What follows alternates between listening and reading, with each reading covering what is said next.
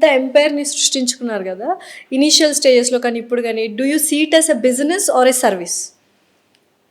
నేను ఇది సర్వీస్ అనే అనుకుంటాను. మార్నింగ్ 4:30కి లేచినప్పటి నుంచి 5 నుంచి US clients, Canada clients, Australia వీళ్ళందరితో నేను వర్క్ చేస్తూ, కొత్త డైట్స్ చేస్తూ, నా ఆన్లైన్ కస్టమర్స్తో ఎవరైనా స్పెషల్గా ఏమైనా క్యాన్సర్ హీల్ అయ్యి వచ్చిన డైట్ వాళ్ళతో కొంతమందితో నేను మాట్లాడుతూ, డైట్స్ పంపించే వాళ్ళతో కోఆర్డినేట్ చేస్తూ, నా ఇంట్లోనే ఎర్లీ మార్నింగ్ టీమ్ అనేది కూర్చొని ఉంటుంది.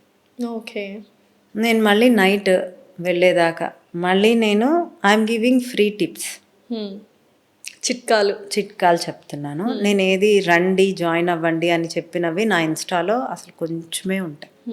ఆల్ టెస్టిమోనియల్స్ అండ్ చిట్కాలు ఈ రెండే రెండే ఉంటాయి. ఓకే. ఓకే, ఎవరిని రమ్మంటున్నా?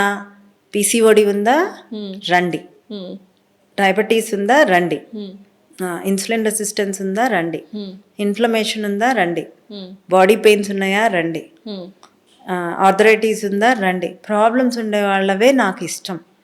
అంటే ఆ ప్రాబ్లమ్స్ వాళ్ళ క్యూర్ అయితే నాకు హ్యాపీ. ఓకే.